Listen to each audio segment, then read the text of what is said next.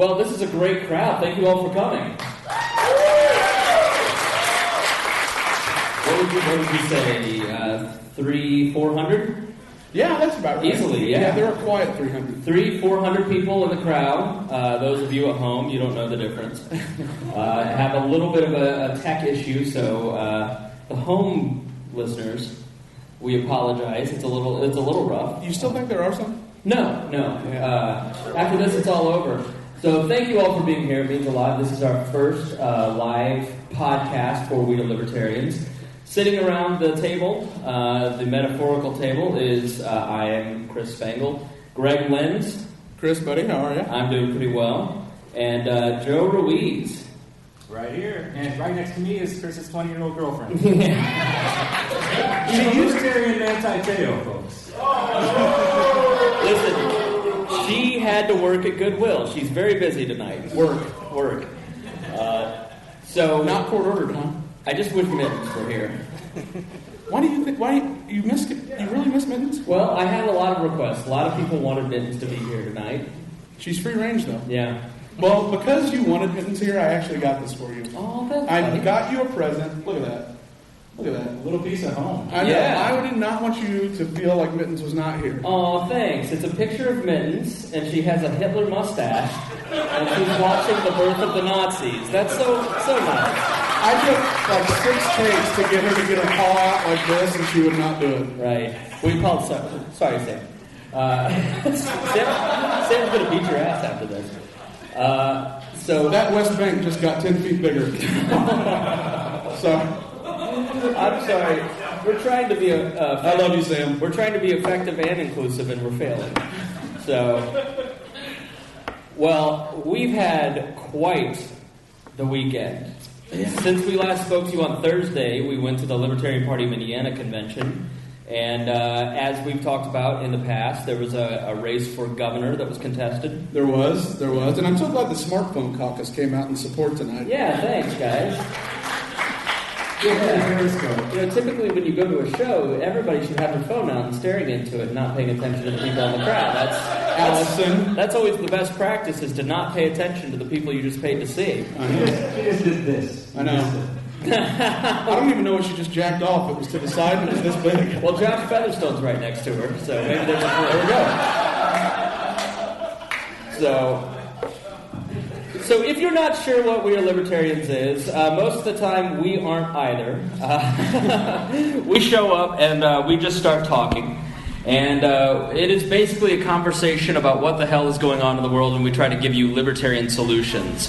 We're nonpartisan, although many of the people in this room are Libertarian Party people. I am a Libertarian Party person. Joe is party agnostic.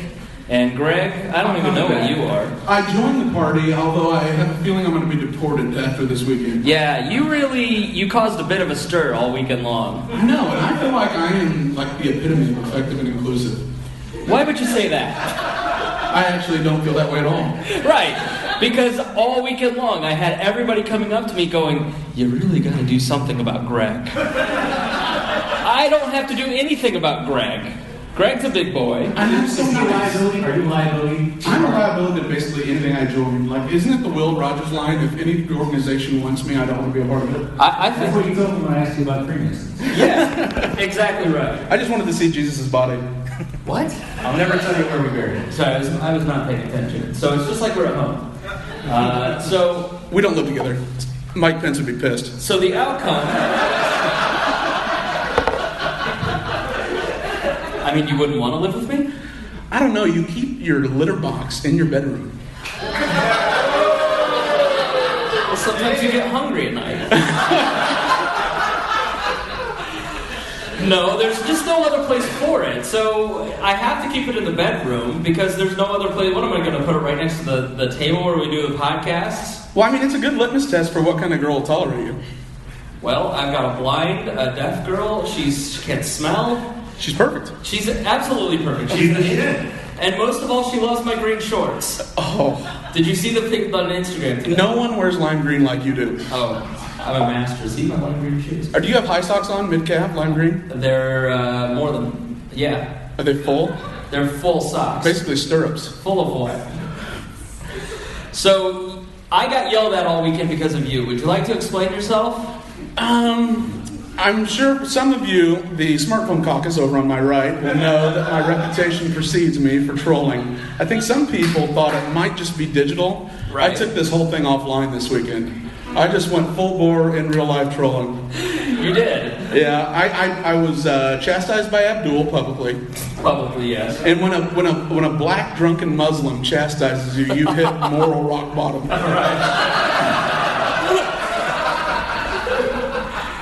I got into a screaming match with someone I've known for 9 years that I thought liked and respected me because you were abusive and a bully. Well, yeah. Right. Is that a bad thing? I don't know why I got yelled at, though. It's your fault. Why? You invited me here. I don't want to say. You don't want to say? No, I don't think he's into that kind of thing, is all I'm saying. What? Abusive and screaming and all that. Oh, you're talking Get about... off the stage. No. Get off the stage. You're not welcome here. You have to go back. Joe, by the way, James Neese, are you here? Yeah. No. What would you mean? You're supposed to be there like an half ago. He'll show up at 9 and be like, what's up, bro? Yeah, You want to go troll Ted Cruz, man? Hey, you want to cut? James Neese is a wood nymph, as Jeff Bibber has titled him. He looks like a wood nymph. Thank you, Jeff, because that has been clutch. He's never showed up more than 2 hours late for a podcast. He's always at least a good 3 or 4 hours late. He showed up about 3 days late to the convention this weekend, walked into the convention hall, grabbed the microphone, said some rap lyrics, and started yelling, "I'm gonna cuck the chair." And then proceeded to, spout the most beautiful philosophy ever, but nobody could understand him because I don't know what his problem is, but he's James Neese, and He's an Easternitarian, bro. everybody was very, very confused. We were dying laughing because we're animals, but James Neese... I will actually say James was like my second favorite part, because my favorite part, for those of you who are not political or who don't attend conventions, there is nothing better than sitting in a convention while Eastern Standard versus Central Time is being debated hostily as a bylaw amendment, and you're sitting next to Sam Goldstein, who is the best Libertarian Party member I know of. Easily the LPIA. greatest chair the Libertarian Party of Indiana has ever had. They would still be going on if it were not for Sam Goldstein. So round of applause for Sam. Thank you. Sam is somebody that I've aspired to be an asshole. That's come on up here, Sam. Yeah, why don't we have Sam? There should be a Libertarian LPIN Civility Award named after Sam Goldstein. Motion. The Sam Goldstein Asshole Award Second. a year ago goes to Greg Lenz. No, Spangle. After in the Hooded Keyholders little chat room that we have today, since you announced that you have been my grasshopper for years, and I have taken over the party curmudgeon asshole. Party official asshole position, I now present you with what my former vice chair Jerry Titus presented with me many years ago. Are you prepared for this? I am. It is the asshole merit badge. Wear that with pride. I will. Ladies and gentlemen, yes, it is true. I am an asshole, but I'm your asshole. And a very valuable one, too. Thank you very much. Yes. Because we need somebody to relieve the pressure from time to time. Is that what happens in an asshole? You might check your cat's litter box. Oh, I have one other presentation, Yes. too. Since, in addition to your announcement in our Keyholders Society chat room, you did announce publicly that apparently you are a Wayne Root fanboy from way back. I did not. And so You lie more than the I dug this up out of the archives in my house. Root for president. It is my Wayne Allen Root for president hat. Make the LP great again. Yes. It is yours. And I have suggested that since none of the current presidential candidates on the Libertarian Party ticket vying for our nomination at Orlando are worth the salt that Wayne spread at the reception he gave in Las Vegas, Right. I am going to move to avoid all the other nominations and bring Wayne back. I think that many of the people in this room and across the country listening to this podcast, whatever the hell it is, will be very pleased by that. And I think you will be his floor whip and campaign manager. Sounds like somebody didn't want to be vice chair of the party. I think I will have a lot of support. Being pro Wayne Root is not a winning strategy in the LP. You're the one that's the fanboy. I mean, I couldn't even believe what you wrote the other day. Is he the Hitler of the LP? He's like the Trump of the LP. He's the Trump of the LP. We're going to we'll get into it. Thank you, Sam. Give Sam a round of applause. Thank you. Seriously, all kidding aside, Sam goes because, listen, I have politician hair, I can't mess it up. You saw the brush in the back. It was a pick. It was a pick. So, before we jump into the topic, let's jump into the topic. What we want to talk about tonight is libertarians are winners. And At our own pace, like Little Brent. why? Sarcastic. Who was that laughed that hard? It was everybody. Jessica. Are libertarians not winners? Look at us. Look at the people on this stage.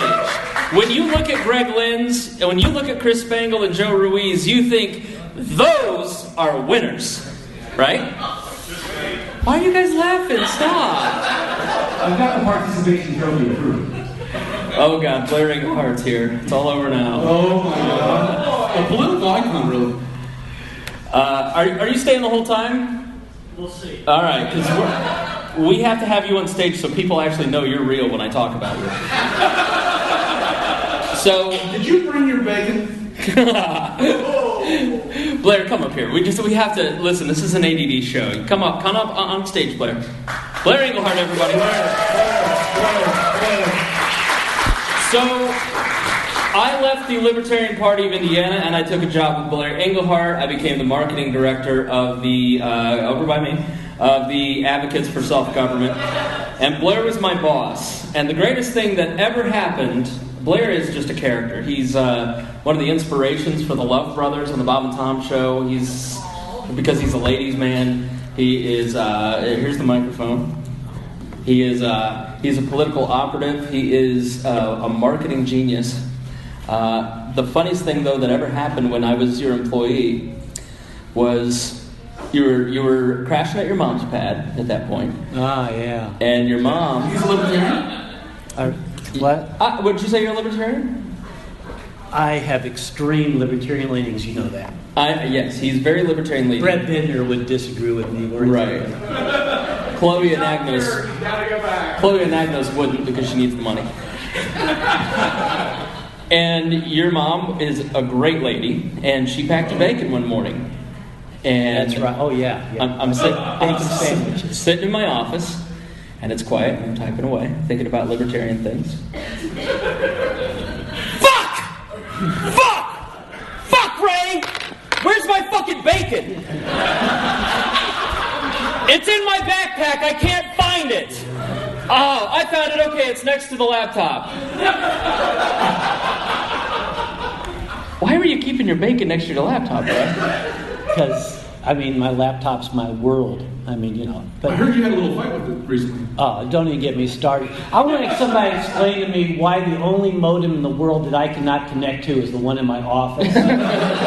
Okay? Brad had to teach me how to use my phone as a hotspot to be able to get work done. No, go to Chloe. What's the first thing I say to a female employee when they come to work for the Englehart Group? I warn them saying, are you okay with F-bombs being dropped all day long? All day long. Is that true? What did I say back? You said, yeah. Okay, not a problem. I said, I have cable. Jet cable. Okay. Yeah. So that's kind of like prerequisite. You're an outsider of the Libertarian Party, of the Libertarian movement. You are definitely an ally of the Libertarian movement. You work for all three parties when you do politics because you're a member of the Green Party. That's right. If it's got green, you'll work for them. That's true. Yeah. That's true. Yeah. Nothing, go ahead, sorry. I said good joke. Wow. I even did a famous TV. Did I just get heckled? By the person whose office is next to me? Who makes important phone calls all day? Very important. Trap music all week long. All week long. Is Grace here? Yeah. Hi, Grace. Hi, Blair. Grace, Chris did say that you're the best janitor Bob and Tom's ever had.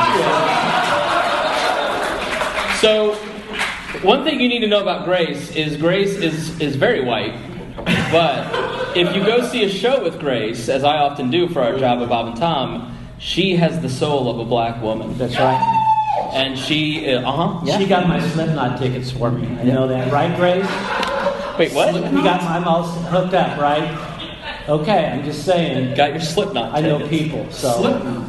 What are you, Yeah. a 14-year-old boy that cuts yourself? BlairIngerHart.tumblr.com. Marilyn Manson is opening, so bite me, okay? So, what would you, if you were to give some advice to libertarians about how to grow the movement, what would your advice be? Do not take this wrong, but, and I've had this conversation with ad infinitum, Brett, Mark. I think we've got to win somewhere and build on that. I don't mean that bad. I mean, you've got to pick. It's just like Republicans and Democrats. Before they put a candidate out there, they vet everything. They know what their chances of winning is going to be. They do polling. So why can't libertarians research their candidates, get behind the people that have the best chance of winning, not just filling the slot? But that's just my... I mean, there's people that I know in the Libertarian Party that can win. I mean, there's strong people in this party. But, you know, a lot of people have to rally around that because you're fighting... When you're fighting the Democrats and Republicans, you're fighting a big system. Yeah. Well, thank you very much for joining us, Blair. Thank Round you. of applause for Blair Ingerhart. He dropped the mic, everybody. Thanks so much. Are you all right? Somebody get in a cab. Blair's a great guy and a great friend to libertarians. So what we want to talk about is winning as libertarians, not just as Libertarian Party people, but a change in mindset. Because the problem that I experienced over my 10 years in the libertarian movement is that libertarians have no confidence. It stems. It's a lot of betas in this party, Greg. It's not so much that there are a lot of betas, it's that there are a lot of betas that are attracted to leadership positions. And not people under the age of 40, a lot of the old guard that I think would be just as happy if there was... It's what we got accused of. They would be happy if they were impurity candidates and not necessarily people that were impure and did things like actually, negative campaigning, antagonized, engaged in what is necessary to get noticed when the media is against you. Mm-hmm. Joe, what is your experience? When you were running for office, I mean, you were a very confident person. I would say you are. And I was vetted, by the way. Yeah. I do remember being vetted. I can't say there's not holes in the vetting system because I was allowed in. But Yeah. Did you go climb the wall for the Libertarian Party? So what do I mean by this? Well, there's several different... we all are out spreading the message of libertarianism, which is that you can make the best choice for yourself, that you are your own self-government, and that you know the direction of your life better than anyone else. Maximum freedom, minimum government. And that is the principle in which we all start. We start with the idea that our voting should match our morals. I wouldn't walk up to Greg and steal his hat, for instance, because that's not my belief. Unless you don't like the hat. And I don't like the hat. I'm not a hat person. Look at this hair. It has the windmill of tolerance and freedom. And on top of... And so if we all form a committee, there's several hundred people here right now. And if we all vote that Chris should get Greg's hat, the morality doesn't change. That hat is still Greg's property and not my property. I just don't have access to it. Right. Likewise, it's not okay for me to look at Joe and say, you like to stop there. You like that hat? Get that hat for me. I can't use an agent of change. So the reason that I'm a libertarian is that I believe, first and foremost, that my moral of not stealing, not hurting people, not hitting people, as much as I like to, Tim. Sometimes I'd like to hit people. We'll get into the convention later. Oh boy. I'm the toxic and divisive one, huh? I'm wearing the asshole badge. That's true. But we deeply believe what we believe as libertarians, and we spread that message. And we can only spread that message if we have the confidence to do so. And to echo Wayne Root, we have to be winners. And we have to be obsessed with winning. And the problem is that libertarians have become accustomed to losing. We are told by the two-party system that we are losers. We are told that if you run for office, you will lose. If you vote for a libertarian candidate, you will lose. If you join the Republican Liberty Caucus and try to change the Republican Party from within, you will lose. You will lose, lose, lose. So submit and join the two-party system and vote for what the mainstream media and what the two-party leadership tells you to vote for. We don't believe that. You are here and you listen to this podcast because you believe that that is a false choice, that there is another way. And too often I've seen people who have that belief and sit in silence and sit quietly. And they aren't obsessed with winning. When you believe in something, like we believe in the libertarian movement, you have to go out and you have to accept nothing but success. You're going to have failures. You will not always win. But you should never, ever stop getting up when you get knocked down. Sometimes success and winning in the libertarian movement is defined as a very small goal. Maybe it's not winning president this time around. Maybe it's 5%. Maybe it's 2%. But you have to do everything you can to spread our belief of libertarianism with absolute tenacity. And sometimes that means breaking a few eggs, Greg. That can sometimes mean, wrestling some jimmies. Mm-hmm. Why don't you explain to the people what jimmies are, Greg? Jimmies are your feelings. Right. And oftentimes when you have not had success, what can happen is that growing pains can break those jimmies. It is a glass parking lot of jimmies, if you will, and they can just end up shattered. Well, what happens when you continually live in a victim mindset, in a losing mindset, you are more sensitive and you start to protect. You start to close up. It's like change hurts. Change is uncomfortable. You're unsure because the thing is, it's not like it's certain. It's not like if we go out and be assholes, it's necessarily going to get us noticed in the press or it's going to be a positive thing. So it's untested. What we know is that spreading the message, which everybody, and everyone here, thank you so much for coming out, but you guys are all lions and deserve to be applauded because you guys are all killers. And give yourselves a round of applause. So this is not a you whatsoever, but no one works harder on the LPIM, and I really mean that. Is this my first drink, Aaron? Is that a banana hat? Is that a virgin? Yes. Not Spangle, the drink. I'll have you know, I have had sex several times. Wait. What's that, Emily? Oh, he's nodding. Yes. Bad as hell. So continue, Greg. No, and so, that's what I'm so impressed with, because I'm new to the party, and I struggled for the longest time because I was that total critic that it's a wasted vote. And I am now the polar opposite. Seeing how hard that everyone works in the LPIN, and seeing how committed everyone is to growing, to getting uncomfortable, to trying new things, to running as many candidates as possible, regardless of how pure they are, getting people involved and onboarded. It's amazing. Like it's Nick Sarwark. Yes. Sarwark, the LP, or Aaron Ewart. He's the janitor for the LP nationally. Yeah, we had a dear leader and everything. I had a private lunch with the national chairman of the Libertarian Party. An establishment lunch? An establishment lunch, and I said, "Hey, can I bring Aaron?" And Aaron, after 45 minutes, goes, "Excuse me, what's your role with the party?"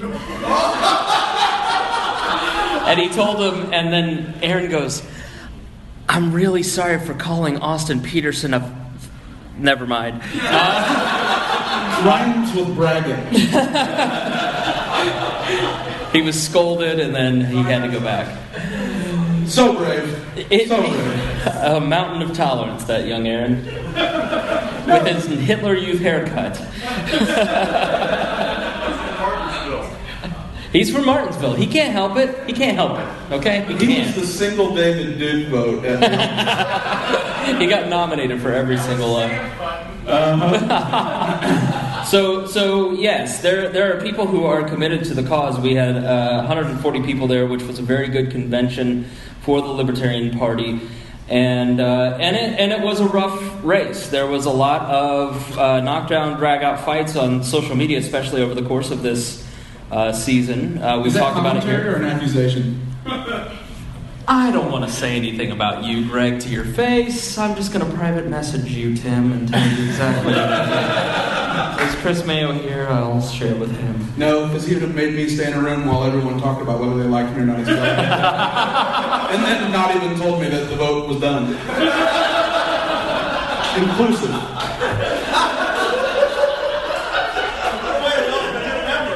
I lost 5 votes not even being in the room on the second round of balloting, and I wasn't even in there to offend anybody. He did. He was selected as a delegate to this convention, but nobody told him because he was sent to the silence chamber so we could debate on whether or not he was allowed to be a delegate, and nobody called him back in. I was trying to show my commitment, and I was there till Monday, and the damn thing ended on Saturday at 3. He kept texting me, but I was like, I'm just going to let this go as long as it will. And everybody likes Mayo. I think he's a dick. Not really. He's the best. Even though he wears Crocs and wife beaters on Sunday. We are a political party and a political movement that is sorely lacking in political methods. I actually want to talk to Evan McMahon. I'm glad Evan's here. Evan, you should come up and we'll talk to you a little bit if you're willing. I've got some feedback for Evan, because I watched this in action. Evan, would you like some attention? Evan's fake. This is Evan starting his chair. This is not Evan's. Evan was on an episode titled Chick-fil Angry, where we talked about the Chick-fil gay kerfuffle. Yeah, that was awesome. You brought me a laminated copy of the Chick-fil-A menu. See, I used to troll in private, now I do it on the internet. Just showed up on my desk one day. You can't be that mad because I watched you talk to the someone on the SEC and say what a horrible person she was because she sold pharmaceuticals for a living and chastise her to the point I said something. You're in the runnings for next year, buddy. And the thing is, I didn't even mean any of the shit that I said to her either. Oh, I remember. It was, you're a terrible person. I hope you die. And I hope you die by the drugs you sell. I remember what I said. I didn't mean any of it. I didn't, yeah. So you don't believe saying JK. Oh, damn. Or emoji. Yeah, I didn't So do that. when I was an executive director working with you, we were in the same office. I discovered over the course of those 4 years that the biggest problem is A, that your feet smell. Awful. And B, that libertarians don't think that they can represent the message because they don't know enough. Libertarians don't believe that they can represent the party because they don't know issues well enough. They don't believe that they can make that big of a difference because they don't know how to run a campaign. They don't believe, they don't have confidence in, they don't have confidence in. Is that consistent with what you've seen in your work over the last few years? That we have a confidence issue in the libertarian movement? So there are very confident people who understand academics. They can go on and on about some heady, Austrian economic theory or, quoting Road to Serfdom or something like that.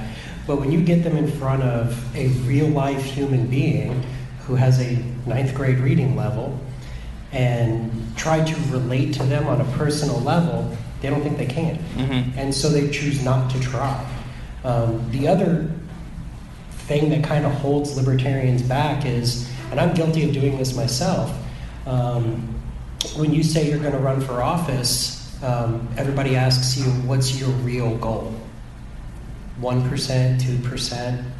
It's never winning. And I mean, you actually said it today about setting micro goals. Absolutely. And we've got to stop doing that. We need to attack races and attack, campaigns with the intent of winning. In Marion County, 68% of the vote is straight ticket voting. That's a statistic that's not going to go away for a while. But you know what? It's not that way in Lawrence. It's not that way in Beech Grove. It's not that way over in Speedway. It's about, 54%? So McGuire, you know, it's less Is than it that. like It's 50% is a pretty straight ticket number, regardless? around the That's state, the baseline. yeah, around the state it's about 52% straight ticket voting. But you get in some areas, some counties, like the Republican Party, it's less than 15% straight ticket voting. So it can be won, but we automatically tell candidates you're not going to win. So don't put everything into it because you have no chance of winning. And this is I'm guilty of doing it. I did it to Shane, who's running for state senate in District 30. Round of applause for Shane. 32.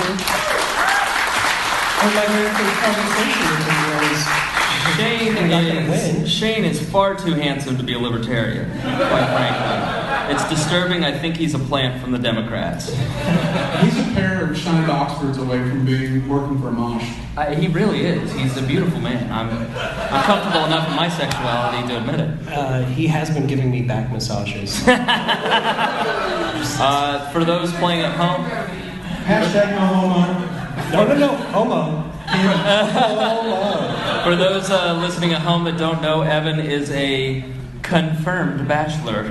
As Abdul likes to say, a known homosexual. Uncle Evan's such a nice boy. Why did he never marry?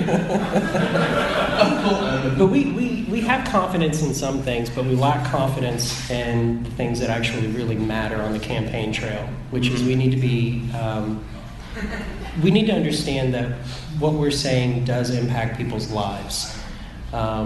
It does have a direct effect. It's not some academic theory. Taxation does affect you. You might not feel it now because it's automatically taken out of your paycheck, but if that was to stop, you would actually hurt every day. You would feel it a little bit more. We are fighting for people's lives. Yeah, when you go and you listen to episode 144 of this podcast, and you hear Amanda's story, please try not to be an anarchist by the end of that. When you hear what someone has gone through in trying to save their life, their child's life, and stop sexual violence and domestic violence, and to have hundreds of people in our criminal justice system never do a thing about it, or you go back and listen to episode 91 with Woody, 100 people see his daughter dying, nobody does anything with it. And the problem is that so many people, we work for the government that they become self-interested, that they put their own human interest above others. The incentives are misaligned. Right. Completely. The incentive is to stay and continue having your job by ignoring neglect. You have no incentive to whistleblow. You have no incentive to talk about how this life was ruined, because that may person end up being the director that gives you the promotion so that you can buy the new house. Well, just look at DCS, the Division of Children and Families and Services, or whatever their acronym is. And a couple of years ago, it was in 2012, we couldn't get a copy of their budget. Yeah. They wouldn't publish it. But there were 3 kids. National security? Yeah. We talked to senators. State senators who called the ombudsman and said, "We want a copy of your current operating budget," and they said no. To somebody that was actually It's not covered in the Freedom of Information request?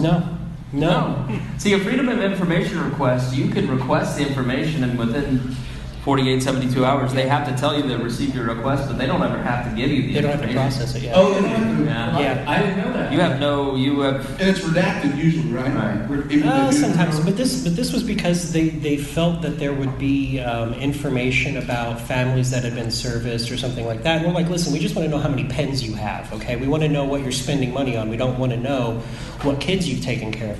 But the reason why we wanted it was because in 1 month, 4 or 5 kids had died, and all 4 of these kids had been. Somebody had called DCS to say, "Hey, there's a problem here," and they had ignored it. And their talking point was, "We don't have enough field agents. We don't have enough people going out and doing research or doing this investigation." But the problem was, they actually gave like $14 million back to the state that the department hadn't spent. An unused budget. And they did it 3 years in a row. And we were like, okay, what are you spending the money on that you have some left over and you don't have enough, Yeah, fiscal conservatism isn't worth child. Right. I mean, there's a lot of things that I can say about that agency, about how it can rip families apart. But there's sometimes when you look at it, and you have to take that human approach and say, this was actually something that we said you're supposed to do, and you didn't just fall asleep at the wheel. You ran that car into a child and walked away and pretended like it wasn't your fault. Hundreds, thousands yeah. of children. And so, but what we discovered was that at every step, people knew that they were going to get in trouble over this. And so they kept burying it and making it harder and harder to find out what was going on until that fifth kid died. And then they were like, well, That's our trigger. yeah, we screwed up, sorry. But that's government.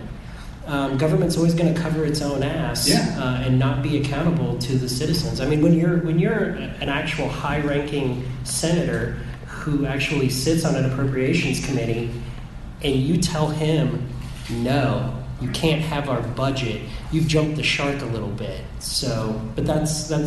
I need something to run on as a fiscal consultant. Right. But we have to feel confident to be able to go out and talk to people about what's actually happening to them. Mm-hmm. And you know, Rex Bell, I said something at the state convention about his book, and it's legitimate. Yeah. Stinky Shorts converted my mother to libertarianism. It wasn't me. It wasn't my Facebook posts. It wasn't any of the conversations we ever had. Was Right. it other memes? It wasn't any memes. Your mom's an idiot, bro. But she's a hardcore libertarian now. She gets it, and it was because she stole my copy of Stinky Shorts and was reading it. And it's because government is put in a way in which people, Grace actually told me, she said, I've listened to your podcast. It's the first time I've ever understood politics because people talk like me. Right. And you have to put things in the vernacular in which people understand it. I mean, when you look at laws... I mean, maybe they wouldn't say in which you understand it. That's, Right. They wouldn't. normal people don't talk like that. Y'all get that? Yeah. Government bad. But, I do a lot of work researching legislation, doing things like that, and reading lawsuits, reply briefs. And I'm not an attorney. I still have a portion of my soul left. No, you don't. I'm lying. It's Bullshit. gone. If you had to choose between being a pharmaceutical or an attorney, what would you choose? Well, he's not pretty enough to be a pharmaceutical rep. So you're a little old. You just got told off by a heterosexual. Ladies and gentlemen, Evan McMahon.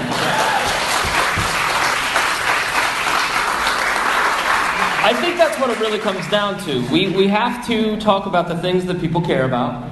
We have to put it in human terms. We have to make people empathize with the stories of other people.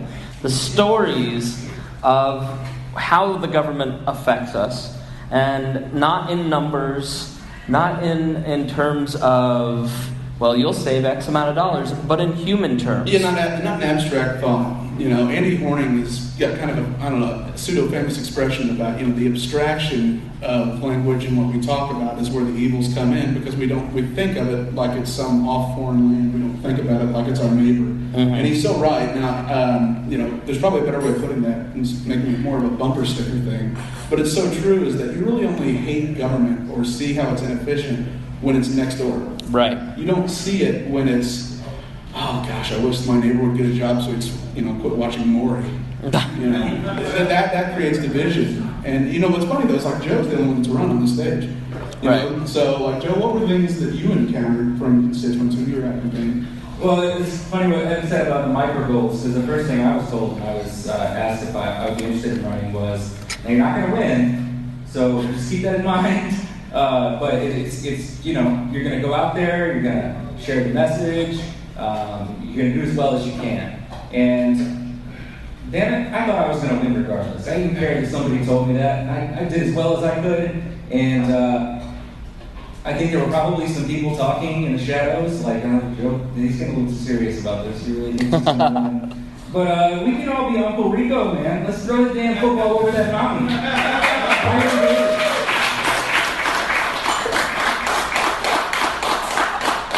And then, what was it? Did you say that, I think Evan said something about where it's like the negative effects are not want to be noticed. Is that right, Evan? Before Chris called you a not attractive gay male? Too soon. It was him. I wounded him. No, but Your shoes are ugly. Because you. I'm just kidding. You have nice shoes. They smell terrible, but... Are you endorsing Pence right now? No, that's the other one. Oh, that's right. The other one started Tea Party, yeah. Yeah. Like when you had debates, public debates with Susan Brooks? Like, No, it was Brandon Mullen, Jackie Walorski. Jackie Walorski. Oh, she didn't show up to most of them. Oh, she did? No, I think one of them out of the 4 or 5. Because I watched the YouTube video debate that you showed. That was the one. Yeah, and I mean, you did fantastic. I think that's what happens. The Libertarians are just a rock star, so they stand out in the debate because there's something new and refreshing. The hard part, and it's politics. Like Trump's changed. Trump's running how Trump can run. But And I was at a senior citizens home when I was being a rock star. yeah, which is Most people even stand up harder. in their seats. It was Well, amazing. you have those chubby cheeks. You look adorable. You remind me of my granddaughter. You have a granddaughter, I do. and your girlfriend's 20. Weird, isn't it? All right. I'm a libertarian, you assholes. Don't judge me. That's my right. I'm not going to touch that one. No, but I mean, did you experience any backlash? Because then you joined a board in your community for, I'm going to say something terribly, but The I'm not gonna get it Hispanic Coalition. Yes. Yeah. And so, did you encounter any backlash as people recognized you as a candidate? No, I don't think so. Not backlash per se. People wanted to know why I was choosing the party that I chose to run for, so we did create an avenue to kind of justify and explain to them why I ran for who I ran for, and it started that conversation, and that was a good thing. So in that way, it did help me, I guess, have a platform and set up a place to spread the message. But I don't feel like I took any negative heat for it. If I did, it was from the Republicans who supported Jackie Walorski, who told me that me being a part of the race was going to cost her the vote the way it did in 2008 or 2010 with Mark Vogel. And now they're running Trump. And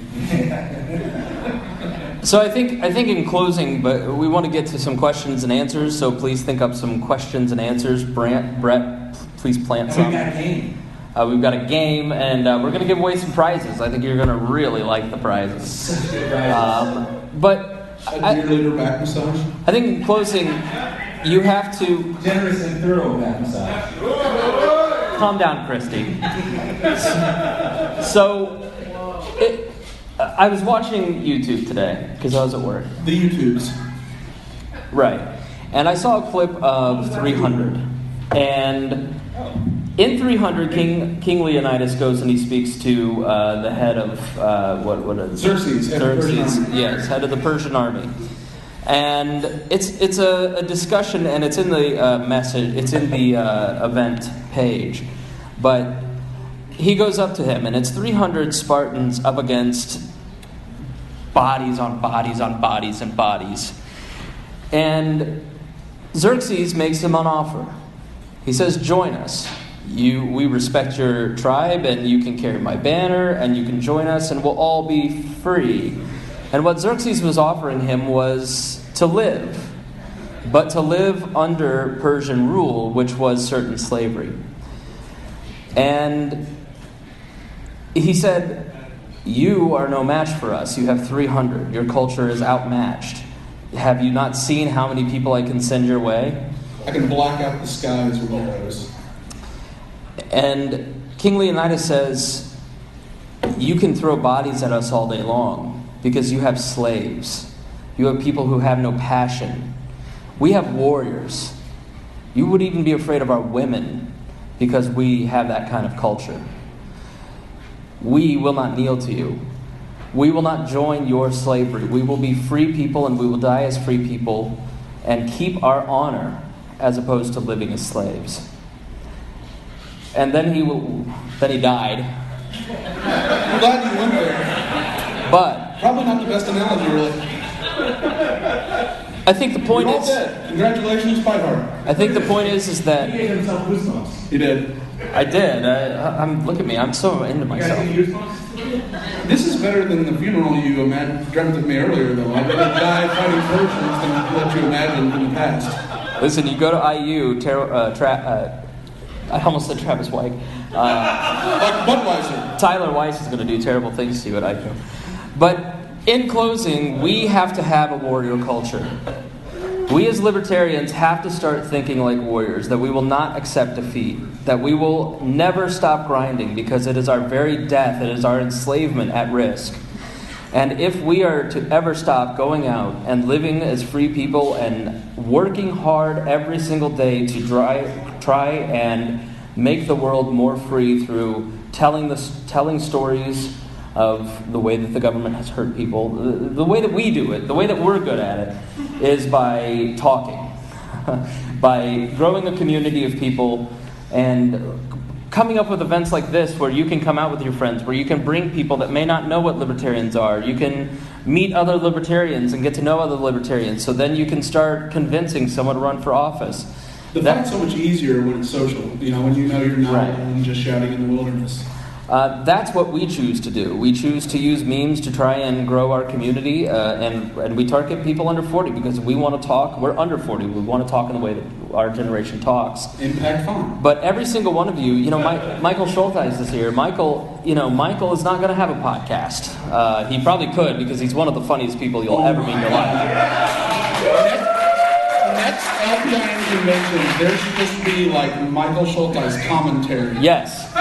12 shots deep, making sure the funds are in line, and he's just pounding away on everybody. But Michael knows his gift is as a treasurer, so he volunteers in that way. Know your strengths, know who you are, and have the confidence and the self-esteem to go out and live as a warrior and never give up. And I apologize if I've told you that you can't win, Joe. And you have to live that way every day. So Not everybody loses, Spangle. It wasn't you, by the way. shut up, Brett. Well, you know what's hilarious? I didn't know until Hey, today. did you all know that Brett Bittner's here? Brett Bittner would like us to talk about Brett Bittner. Brett Bittner. You're worse than me. Brett Bittner at BrettBittner.com. Or go to BrettBittner.com and you can see photos of Brett Bittner. Hashtag Braggies with Bittner and the Puppet Master. Who got me this drink? Aaron Ewert, thank you. So brave. I haven't seen you take a drink yet. I haven't yet. I've been. Melissa said that. Alyssa? Melissa? Yeah. Tastes like butter.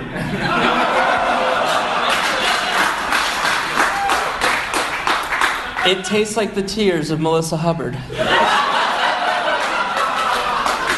you taste any Mayor Ballard in there? Or a Listen, if you're going to come up against me, you better win. You better. Because otherwise I'm going Drink your taste buds. to drink your tears.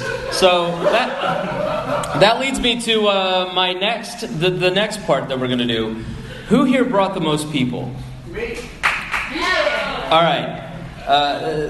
No, Evan doesn't count. I'm talking to anybody bring friends? Does anybody have friends? All right. Does anybody have friends? All right. I think it's you guys. Where you brought two people? Paul. You got two? All right. I brought my wife. Brought your wife. All right. There. All right. We're going with Paul because he brought non-libertarians. I know all you guys. So where's Paul at? Paul Copeland. He went to the bathroom. This is his chance to be on the podcast. Can somebody go on the podcast and tell him to wipe quicker? All right, you're going to have to come up. He's going to miss it. You have to Come on. You have to accept it in his honor. Yep. All right, so pick up the mic here. Tell everybody your name. I'm Crystal. Crystal. All right, so the prize for bringing the most people to the event today is an autographed copy of Spanking City Hall.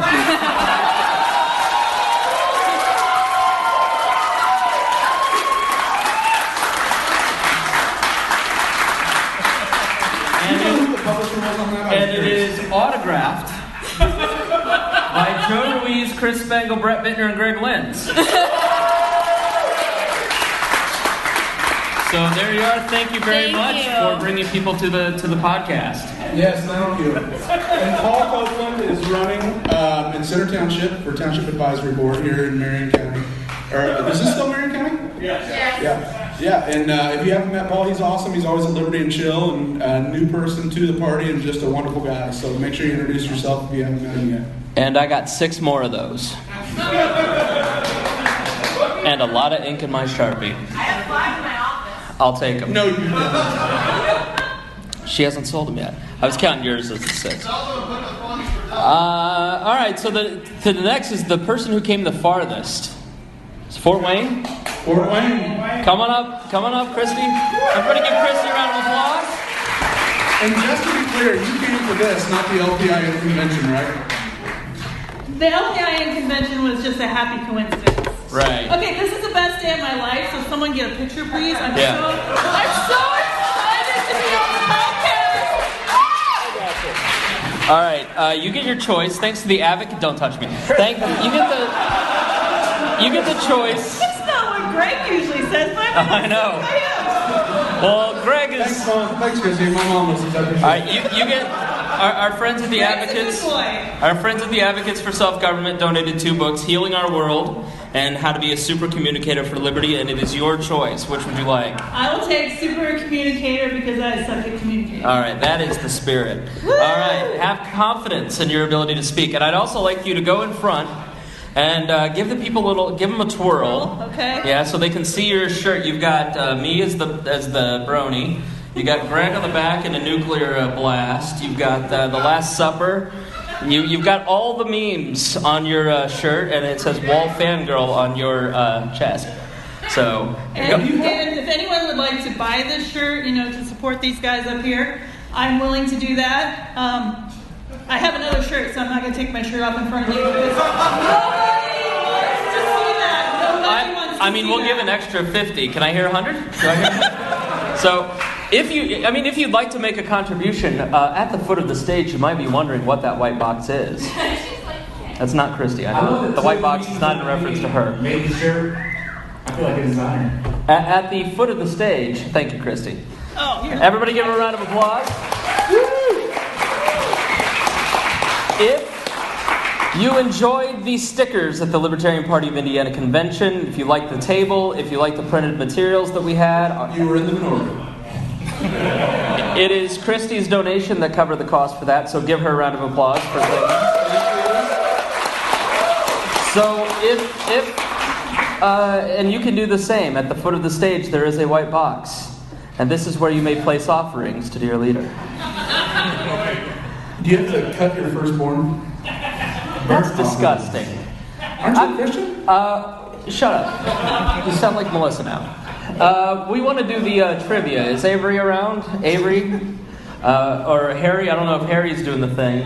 There goes Aaron. Everybody get out your phones. All right? We're going to play a trivia game, and the winner's going to get this book from provided by the Advocates, Healing Our World. And Paul Copeland, stand up real quick because you are the winner of Spanking Sitting Hall.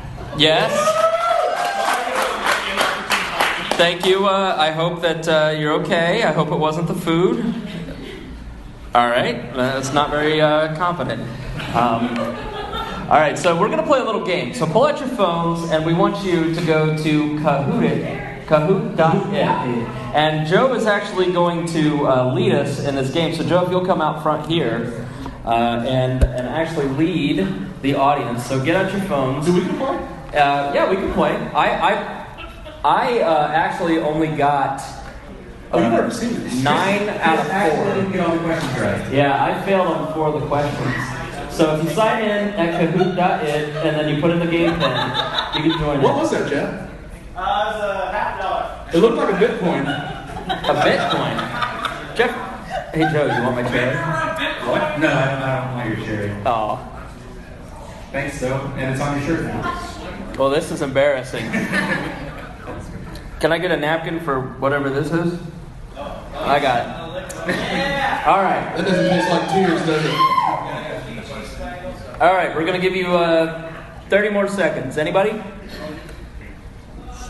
We'll have a lot of players in this game. More than I had in my class. These questions are We Are Libertarians trivia. We want to reward the person who has listened the hardest. If you do not listen to We Are Libertarians, you must listen harder. You must go to wearelibertarians.com and you can find the feed there. You can Search for it at any player device. All right, so are we ready?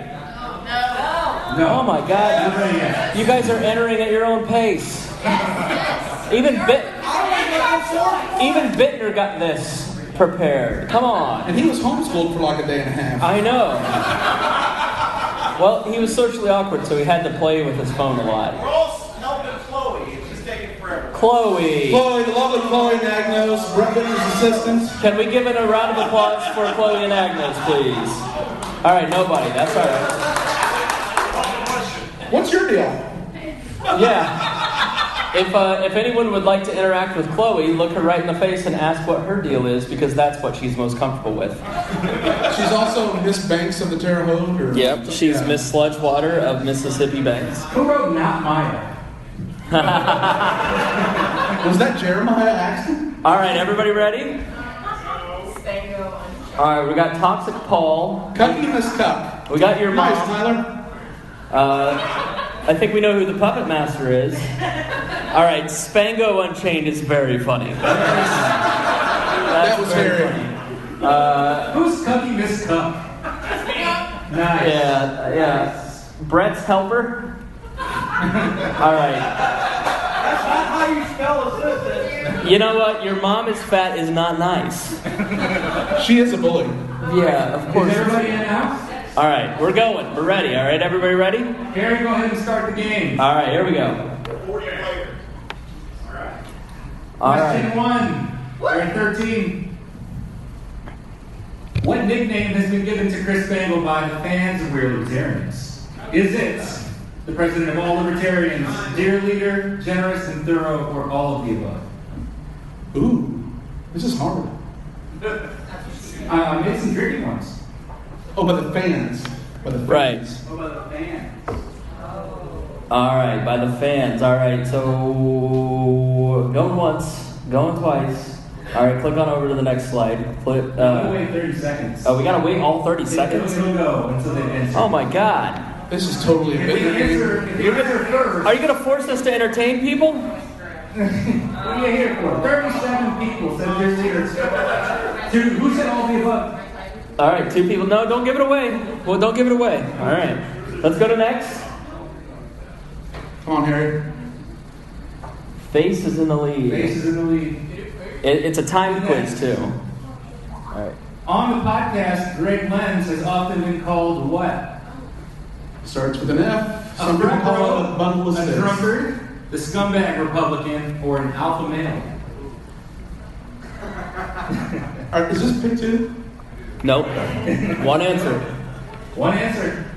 Most common. I am like covered in pina Melissa's colada. Yeah. Thank you. Is that what you call it? Republican or a scumbag Republican? These pretty specific.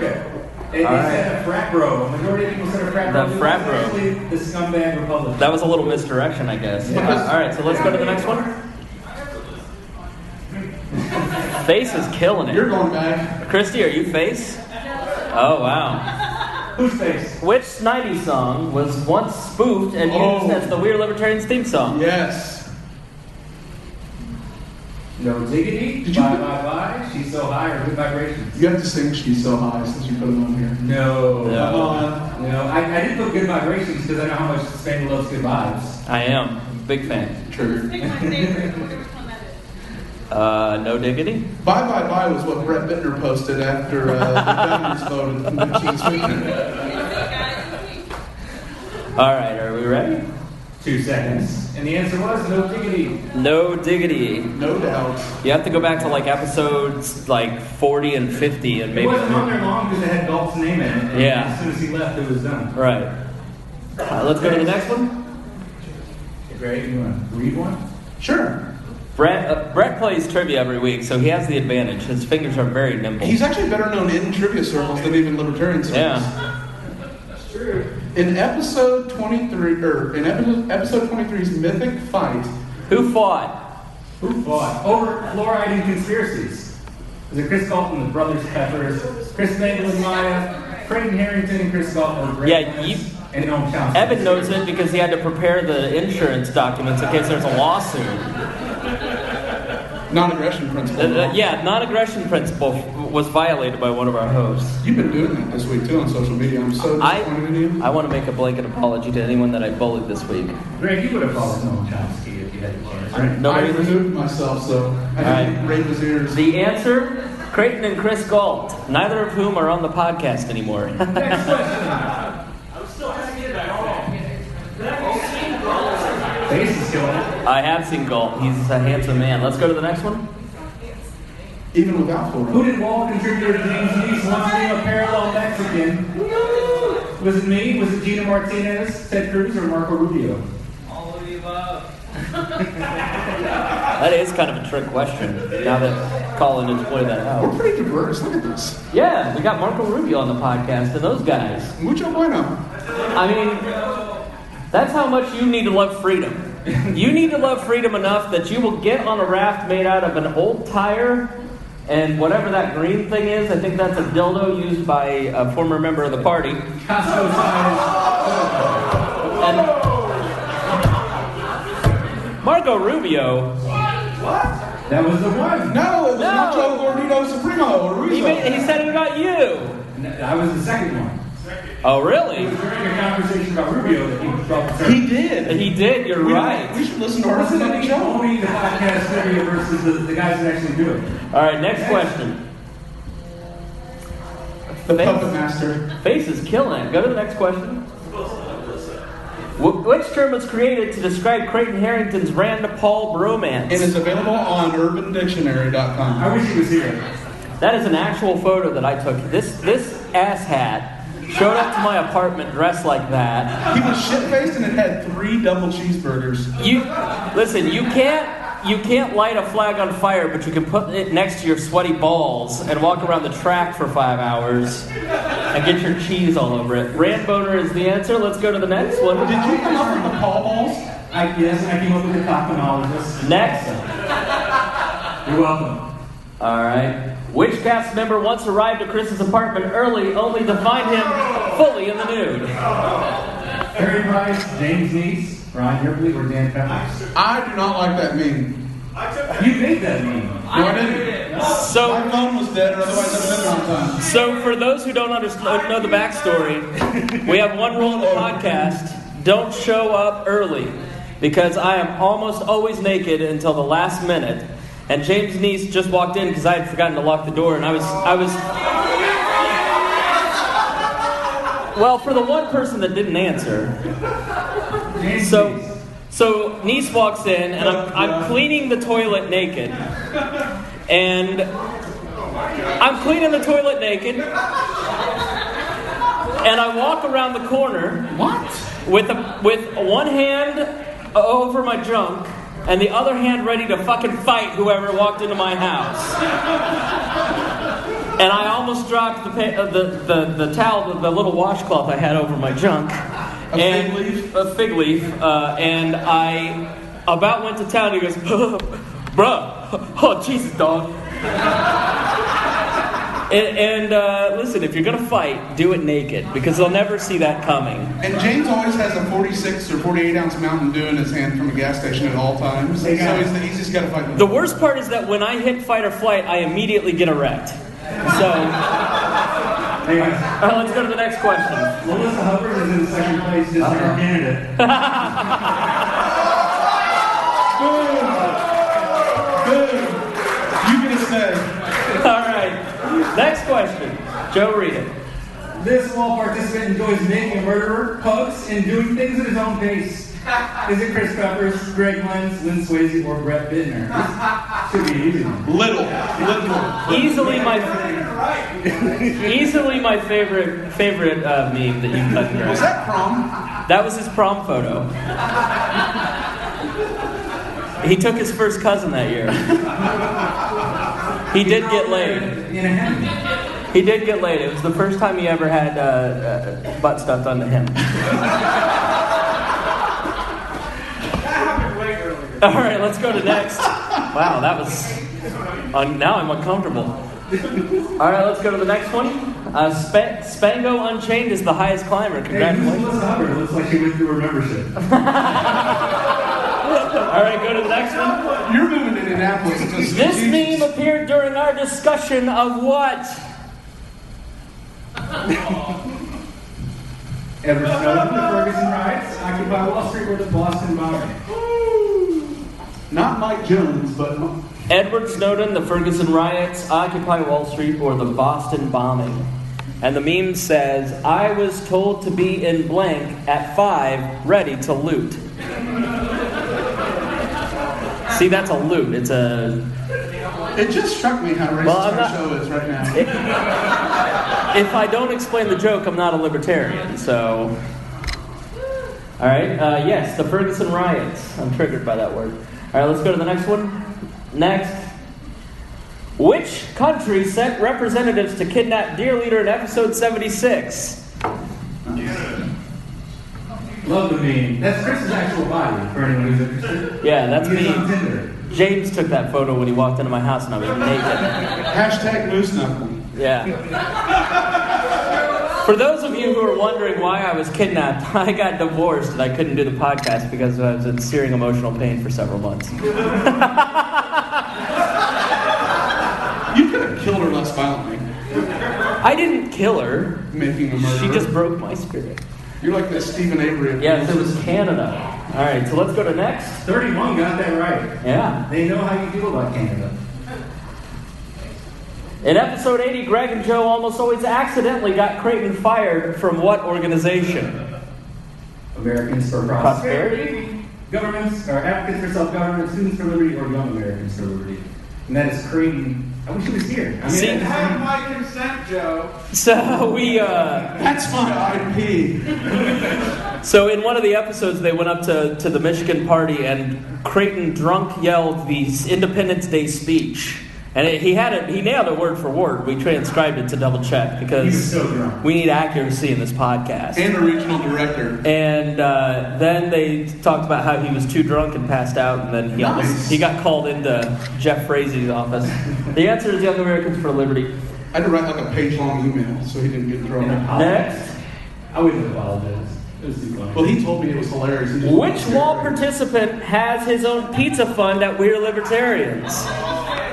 So if you go to WeareLibertarians.com and you go to the right and you go to the PayPal box and want to make a monthly donation to We're Libertarians to keep us going so we can do cool events like this, you can sign up for $7 a month and join the Who Pizza Fund. It's the Pizza Society, actually. Aaron Ewert? Is it Ewert? Ewert. Tyler Weiss? Weiss. Jeremiah Burrell and Chloe Anaganos. Didn't get a single one right. 15 people got it right. This is delicious here. All right, next. All right. Which WAL contributor left to sell weed in Colorado? Hint, jiggle to the left. Niece, Chris Peppers, Dan Peppers, or Gina Martinez? Sells a bit strong. He more fills out paperwork. Right. So the jiggle to the left reference is from the unrecorded annals of We're Libertarians, the best 20 minutes of comedy we've ever done. And I was ready after my divorce to start dating, and so I was trying to get some advice on how to pick up chicks. So naturally, I asked Greg and Peppers. And Peppers at the time was a solid 5'80", and he's 3'4", and he has a beard like Hagrid. And he was an extra in The Hobbit. Yeah, and he told me that you just go to the Casbah in Broad Ripple on Friday nights, and you stand on the corner and just jiggle to the left, and that will bring all the bitches to your yard. See, we're all learning here today. Let's go to the next one. I think that might have been the last one. All right. All right, let's see who won. Drum roll. All right. Hit end, Harry. End. Chop, Harry. Face. Who's face? Go, who is face? Come on up. All right. Recent first time who's best host. Come on over here. Sit down with us. Hop up. This is our second gay on stage. Oh, boy. We've had... It's okay. He's okay with me saying he's gay. He wants most of you to know, especially you. How are you doing? I'm doing great. Tell everybody your name. Seth Nyman. Seth Nyman. Hyman. How do you spell that? Yeah. You are FF719 on Grindr.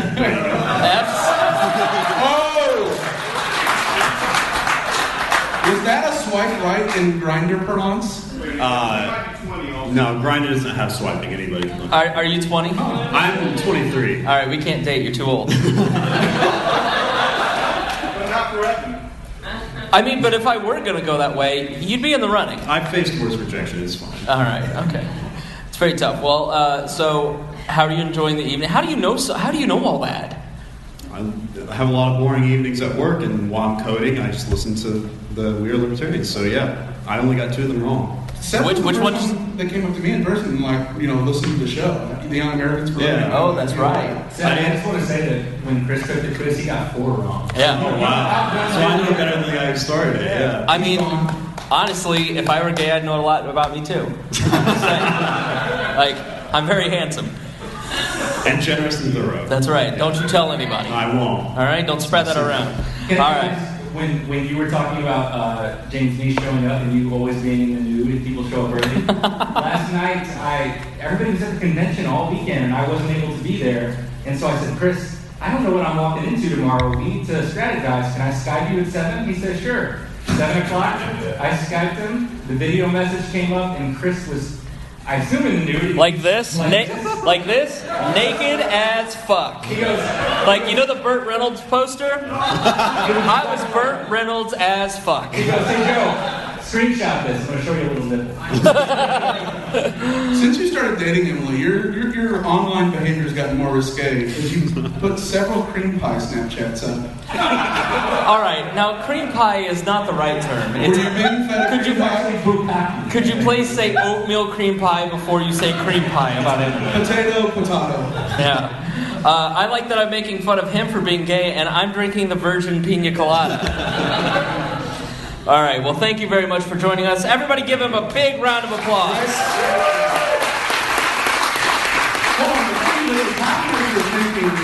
Either evolved or devolved on a certain type of insurance we were looking to procure. No, never mind. No, shit. We'll discuss rates later. All right, so we have just a few more minutes left. We want to do a little Q&A. Does anybody have any questions out there? Anybody any questions about libertarianism, politics, about government? As you speak to a room full of libertarians. This is entertainment, so one of you have a fucking question and get up here and ask one. I have a question. Hey, after Seth got off the stage, Chloe, get up here. Were you on Grindr by any chance? We're going to sit here and stare at each other until one of you motherfuckers gets up here and has a goddamn question. Colin, get up here. Chloe, hurry. The first one to the stage wins. Rolled my ankle.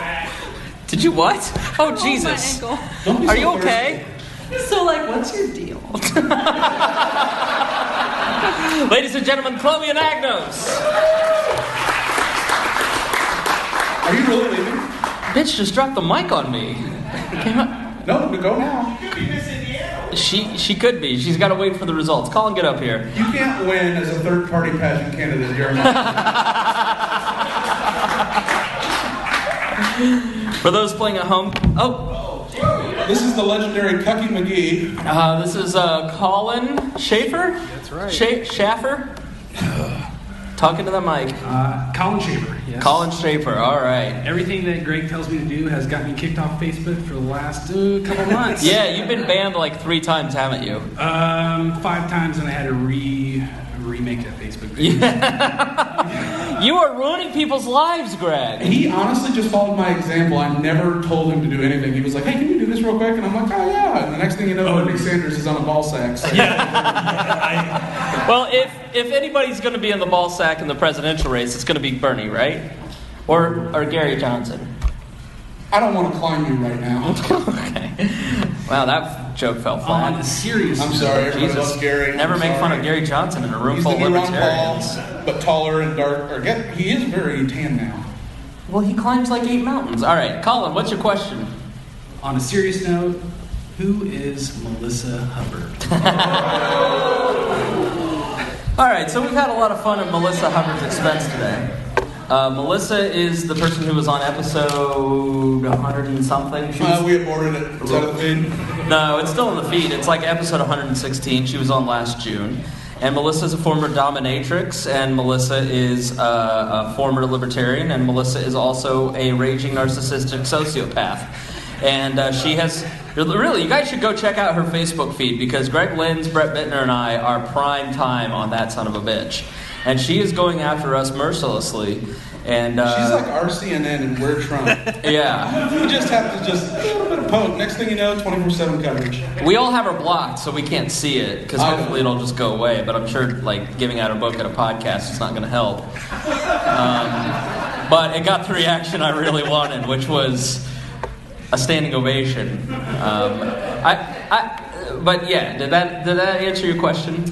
Well, I offered to give her a ride to tonight's live podcast. You did. I bet you did. I swear to God I did. I bet he did. She did not respectfully decline. I'm now blocked as well. Right. For your bravery, give him a round of applause, Colin Schaefer. The Aaron Hillard Award for bravery. So,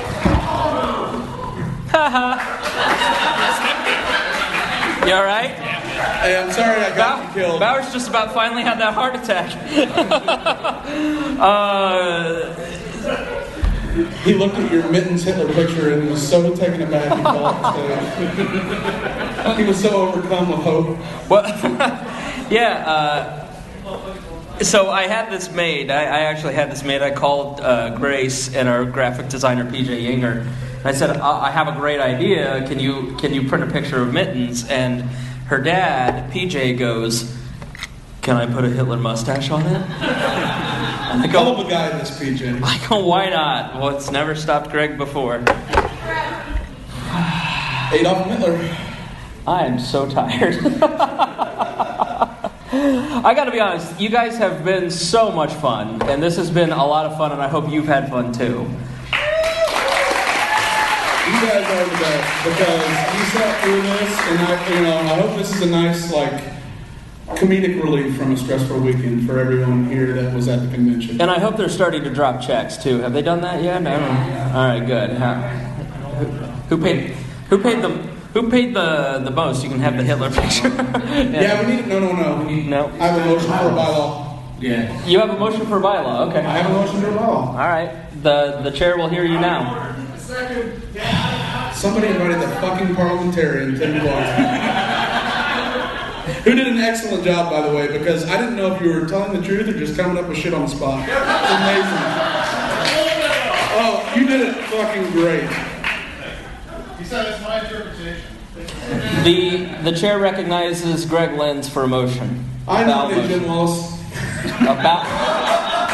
Well, I said a bowel motion, and then you said that, and that's not nice. We're nice to Jim now. Be That's nice. true. That's Be true. nice. It's just Melissa we bully. Right. Because she can die in a fire. Cyberbullying. Was that socially inappropriate? No? First, Okay. you have a cat with a Hitler mustache. Then you're talking about dying in fires. What's next? Really? I did post my own suicide note on my Facebook page today to promote this show. I have no more lows. I really don't. But if Emily ever leaves me, it will get much worse than this. Is it true that there's karaoke? Not tonight. Next week. Morty's on Monday nights is going to start having podcasts. They're going to have my good friend Chick McGee. He's going to come do his podcast here. The Motor Pugs, they're going to do their podcast. Are Jeff and Caitlin? Jeff and Caitlin are not famous enough to do their podcast here yet. Maybe get into that top 100 a couple more times. It might happen for you. How's it going being Jeff's boss? It's really terrible. But you got him to open. He is the most insubordinate little shit you've ever met in your life. But he is the funniest person, other than Emily, because she's my girlfriend. Emily and Jeff are tied easily for the... I said, you're going to get up here and do 5 minutes. You and Caitlin figure it out. And they came up and they absolutely killed. So thank you to Jeff and Caitlin. Give them a round of applause.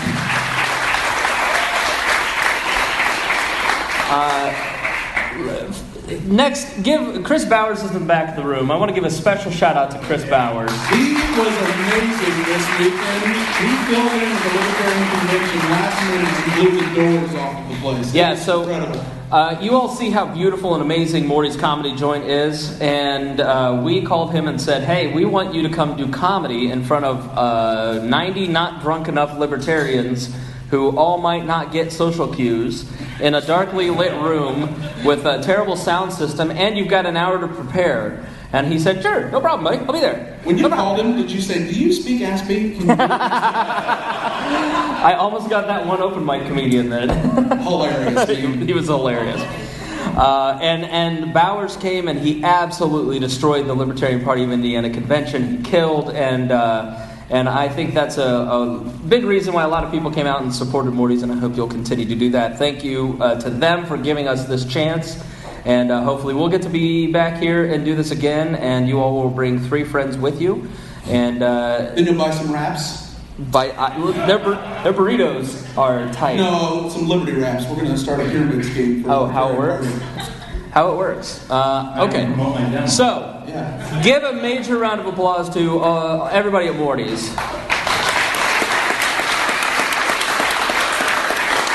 That was fucking lame. Do it again and better.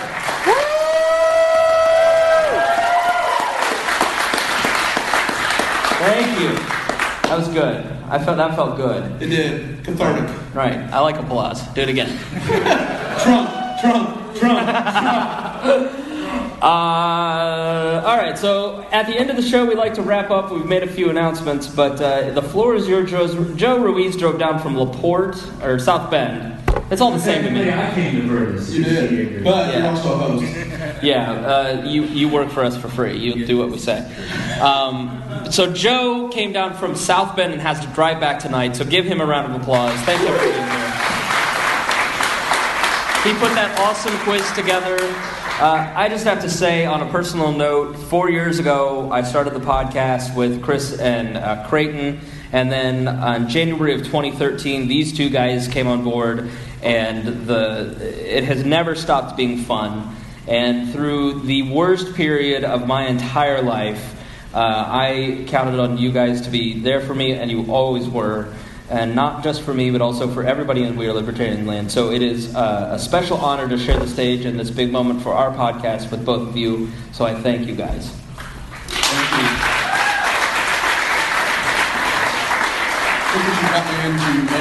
you. So, Joe Ruiz, the floor is yours. To say what? Whatever you want. Thanks for coming, and I'm just glad that I could participate, and it's really good. I haven't seen some of you in a very long time, so happy to see your faces.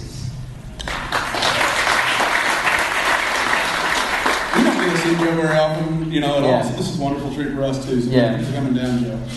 And what I'll say is that I was a little bit nervous about going to I know this isn't the LPIN, but I will say it, since so many people that are Libertarian Party of Indiana members came out tonight, I am just floored because I am toxic and I am divisive, and I am not everybody's favorite person. I've never been.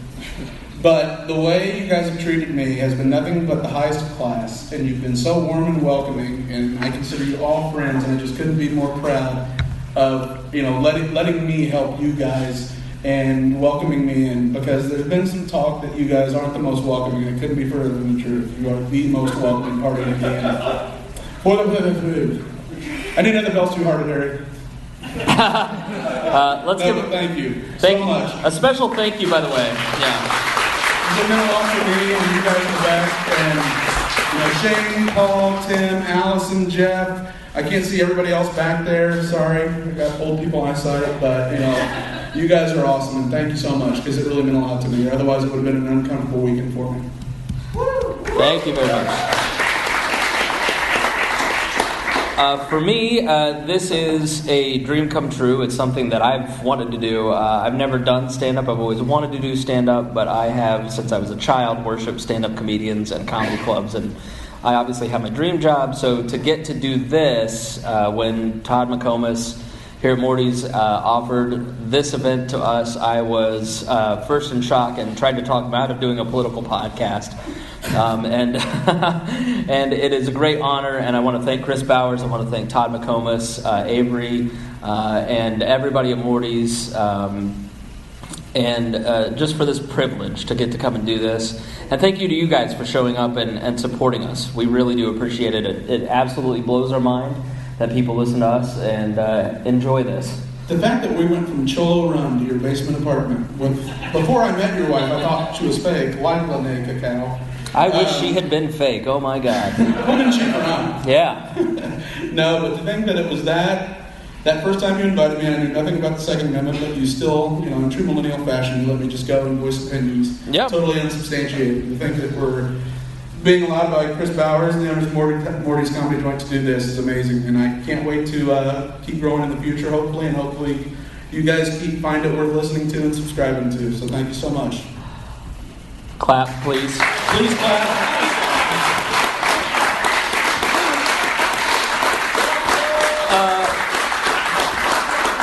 I also want to give a big shout out to everybody who works on We Are Libertarians for free. It's not just these two guys. We have a group of about 20 people that are involved in We Are Libertarians, and most of them are here tonight. So if you see them, thank them for their hard work for free, just for the cause, to try and grow a platform that really speaks the language of people today and explain politics. Just first and foremost, last but not least, but yet still sitting in the back, Harry Price, everybody. You have to come up. Yeah, Harry, come on up here. Harry. Want to thank Aaron Ewert, Tyler Weiss, Chloe Anagnos, Brett's assistant, Jeremiah Morrill. Come on. Everybody, come on. Harry, here. We told Aaron we wouldn't make him come up, and now we're making him come up. So. His wife is going to be so pissed at me again. Do you have something you'd like to say to Harry? Well, now it's not really that funny because I was intending that Harry would be the third guest, and I could say I was offended and triggered making him 3 out of the 5 guests we were going to have on, and totally ruined it. Now, I just will say that Harry, I accept the award on behalf of the NAACP, and I'm so honored that you gave it to me. No, it's okay. I'm offended. The donation box is white. I was sitting in the but it's okay. All right, thank you guys for joining us here on this episode of We Are Libertarians. Santa Claus, Brett Bittner didn't come up here. And Brett Bittner, yes, and as always, we promise to do better next time. Please clap.